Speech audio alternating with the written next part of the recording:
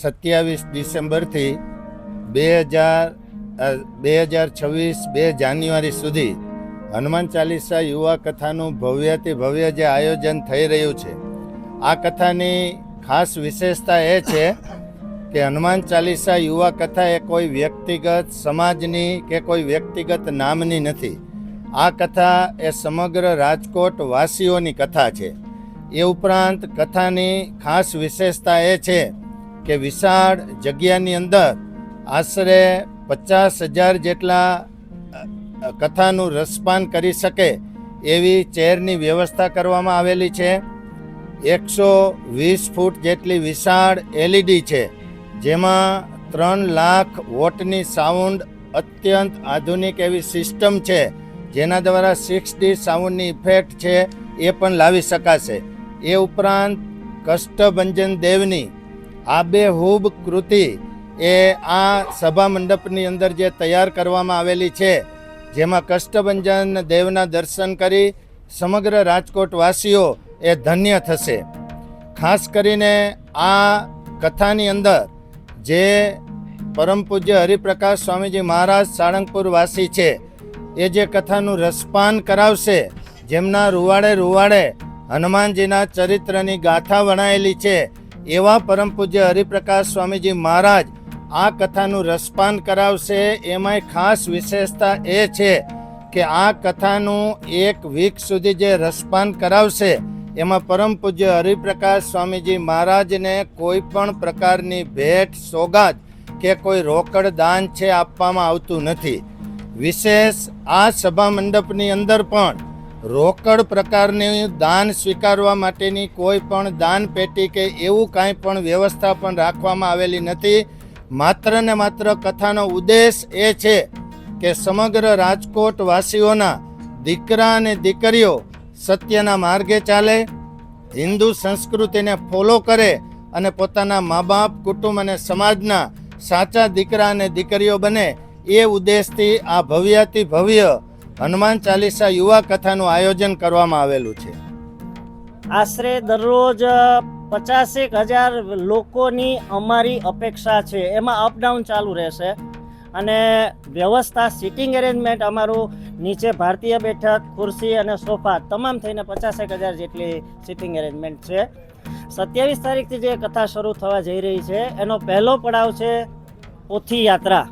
આ પોથી યાત્રા છે એ પોથી યાત્રા વિરાણી હાઈસ્કૂલથી શરૂ થઈ ઇમ્પિરિયલ હોટલ, જિલ્લા પંચાયત, કિસાનપરા ચોક થઈ અને અહીંયા સભા સ્થળ ખાતે આવશે. આ પોથી યાત્રાની અંદર 551 રામચરિત માનસની પોથીઓ છે, જે બહેનોએ છેલ્લા 15 દિવસની અંદર તનતોડ મહેનત કરી અને તમામ પોથીઓ અલગ અલગ રીતે શણગારેલી છે.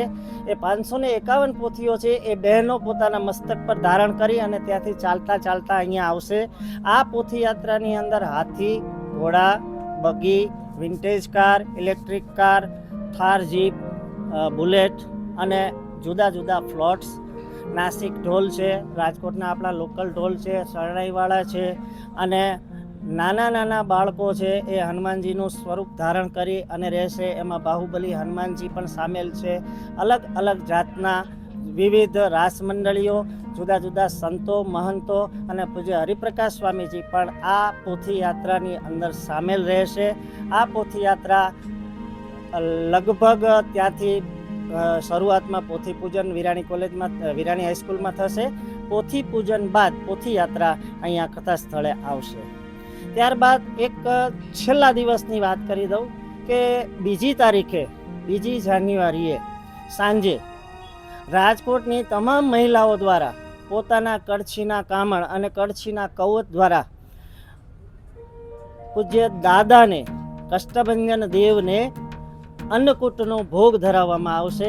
એટલે આખા રાજકોટની બહેનો છે એ પોતાના ઘરેથી વાનગીઓ તૈયાર કરી પોતાના રસોડાની અંદર જે વસ્તુઓ છે એ વસ્તુઓ દ્વારા અન્નકૂટ બનાવી અને અહીંયા આપણે જે જગ્યાએ બેઠા છીએ એ જગ્યાએ પૂજ્ય દાદાનું મંદિર હશે. આ મંદિરને ફરતે આ અન્નકૂટને સ્વયંસેવકો અને મહિલાઓ છે એ બધા શણગારી અને દાદાને અન્નકૂટ ધરશે અને 2 તારીખે જ્યારે પૂર્ણ થાય કથા ત્યારબાદ આ અન્નકૂટનો પ્રસાદ અહીંયા જેટલા ભાવિકો હશે એ ભાવિકોની વચ્ચે વહેંચવામાં આવશે.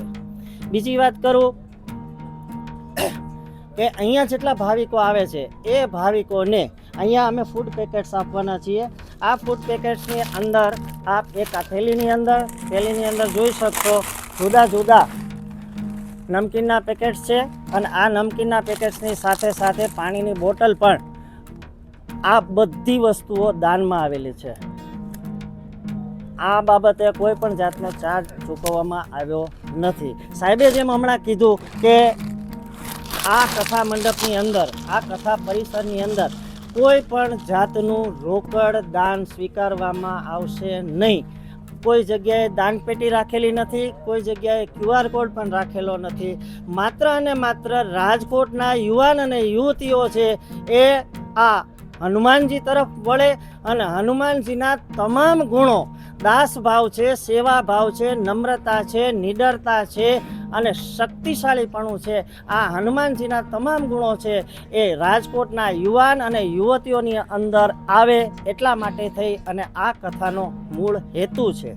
નંબર 2, 31મી ડિસેમ્બરની સાહેબ વાત કરશે, પણ 31મી ડિસેમ્બરે જે આપણે સૌ પાશ્ચાત્ય સંસ્કૃતિની બાજુ જઈએ છીએ એની જે દોટ છે એ દ્રાક્ષમાંથી આપણે રુદ્રાક્ષ તરફ જવાનું છે અને વાઇનમાંથી ડિવાઇન તરફ જવા માટે થઈને રાજકોટના તમામ યુવાનોને મારી નમ્ર અરજ છે, હાર્દિક અપીલ છે કે આપ સૌ અહીંયા આવો અને આપણે સૌ હનુમાનજીના જે ગુણો છે એ ગુણો આપણા જીવનની અંદર આત્મસાત કરીએ આવી મારી સૌને અભ્યર્થના છે. અને રાજકોટના તમામ વડીલોને મારી નમ્ર અરજ છે, આપ અહીંયા સુધી ન પહોંચી શકો તો કોઈ વાંધો નથી, આપ ચેનલોના મારફતે આ કથા લાઈવ નિહાળી શકશો, પણ આપ આપના બાળકોને આ કથા મંડપની અંદર આવે એવી આપ સૌ યુવા કથા ભક્તિ, સેવા અને સંકલ્પને ઉદિત કરવાનો અવસર છે. ત્યારે 31 ડિસેમ્બરની ઉજવણી જે થવાની છે, 31 ડિસેમ્બરની ઉજવણી જ્યારે સમગ્ર લોકો પશ્ચિમી સંસ્કૃતિના વળગાણને લગાવતા હોય છે અને ત્યારે રાજકોટની અંદર એક એવી ઉજવણી થવાની છે. 151 કિલોની કેક, 108 કિલોના ફૂલોથી પુષ્પ વર્ષાની સાથે ભવ્ય આતશબાજીઓની વચ્ચે હનુમાન જન્મોત્સવની ઉજવણી થવાની છે. અને સમગ્ર રાજકોટનું આ રેસકોર્સ ગ્રાઉન્ડ જાણે હનુમાનમય ગ્રાઉન્ડ બનવાનું છે. અને ન ભૂતો ન ભવિષ્યથી રાજકોટના ઇતિહાસની અંદર આ ક્ષણ પાને પાને કોતરાવાની છે. એવી ઘડી રાજકોટ રેસકોર્સ મેદાને 31 ડિસેમ્બરના રોજ આયોજિત થવાની છે. અને આ જે 31 ડિસેમ્બરના રોજ સમગ્ર યુવાનો અત્યારથી જ તનતોડ એમને અંદરથી જ એવો અવસર છે કે ભાઈ 31 ડિસેમ્બરે અમારે લોકોને ક્યાંય પણ પાર્ટી કે ક્યાંય પણ ફંક્શનોમાં નથી જવું, માત્ર ને માત્ર સેવાના રંગે રંગાવવું છે, સંસ્કારના રંગે રંગાવવું છે અને એક નવા જ પથની કેડીને કંડારવા માટે આ હનુમાન ચાલીસા યુવા કથા માધ્યમ બનવાની છે. આ કથા ભક્તિના રંગે તો આપણને સૌ કોઈને લઈ જવાની છે, પરંતુ ભક્તિના રંગ સાથે રાષ્ટ્રભક્તિને ઉજાગર કરતી આ કથા રહેવાની છે. અને એટલા માટે જ કથાના વ્યાસપીઠના ભવ્ય મંચ પર એક સાઈડ ધર્મધ્વજા ફરકાતી હશે તો બીજી સાઈડ રાષ્ટ્રધ્વજા લહેરાતી હશે. અને કથાની શરૂઆત પણ રાષ્ટ્રગાનના નાદ સાથે કરવામાં આવશે. આમ રાષ્ટ્રભક્તિના પ્રેમને ઉજાગર કરતી આ કથા રાજકોટના આંગણે આયોજિત થવાની છે. સાથે સાથે આ કથામાં જ્યારે કથા શરૂ થાય એ પૂર્વે જયપુરના 60થી વધુ કલાકારો સનાતન ધર્મની નૃત્યના સ્વરૂપે ઝાંખીઓ કરાવશે અને અલગ અલગ સુંદર મજાની પ્રસ્તુતિઓ રજૂ કરી અને આપણે સૌ કોઈને રાષ્ટ્રભક્તિ અને ધર્મભક્તિ ઉજાગર થાય એવા સુંદર મજાના ઉદાહરણો સાથે આ ઝાંખી પ્રસ્તુત કરવાની છે. આમાં હનુમાન ચાલીસા યુવા કથા સ્વપરિવર્તનથી લઈ અને જીવન પરિવર્તનની આંધીઓ ફૂંકાવવા માટે રાજકોટના આંગણે એક નવા જ પહેલા સાથે નવા જ કેડી અને નવા જ પ્રેરણાની પતવારો લઈને આવી છે. અને એટલા માટે સમગ્ર રાજકોટના યુવાનો, આપે મીડિયાના માધ્યમથી આપ સૌ કોઈના સપોર્ટથી જોયું હશે કે સમગ્ર રાજકોટમાં આજે સૌથી વધુ જો કોઈને ઉત્સાહ હોય ને તો યુવાનોને ઉત્સાહ છે. અને નહીતર કથાની અંદર જનરલી જોતા હો છો ત્યારે વડીલોની સંખ્યા વધુ હોય છે, પરંતુ આ કથાની અંદર સૌથી વધુ જો કોઈની સંખ્યા હોવાની છે તો યુવાનોની સંખ્યા હોવાની છે. અને સમગ્ર રાજકોટના યુવાનો આજે 800થી વધુ યુવાનો દરરોજ અહીંયા તનતોડ સ્વયંસેવક 3000થી વધુ છે, એમાં 800-900 યુવાનો સ્વયંસેવકો તરીકે સેવાઓ આપે છે. એટલા માટે આ કથા રાજકોટમાં એક નૂતન પ્રભાતને લઈ અને આવનારી આ કથા રહેવાની છે. જય કષ્ટભંજન દેવ. આપણે હનુમાન કથાના માધ્યમથી આધ્યાત્મિકની સાથે સાથે માનવ સેવાનો અને પર્યાવરણ સેવાનો સૌથી મોટો અને રાજકોટનો સૌથી વિશાળ બ્લડ ડોનેશન કેમ્પ યોજાવા જઈ રહ્યો છે. એ બ્લડ ડોનેશન કેમ્પની અંદર જે દાતાઓ બ્લડનું ડોનેશન કરશે એ બ્લડ માનવ સેવામાં એનો ઉપયોગ થશે. અને જેટલા લોકો બ્લડ ડોનેશન કરશે એના નામનું સદભાવના વૃદ્ધાશ્રમ ટ્રસ્ટ એક ઝાડ એના નેમ પ્લેટ સાથે વાવશે. એટલે માનવ સેવા સાથે પર્યાવરણની સેવા પણ થશે. એમાં એક મારે એ ઉમેરવાનું છે, આની સાથે હજારો યુવાનો વ્યસન મુક્તિનો સંકલ્પ કરશે.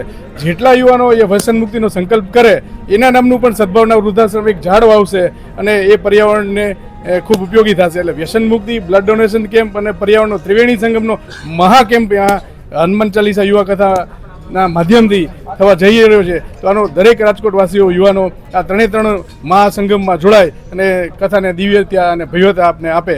સૌને મારા જય કષ્ટભંજન.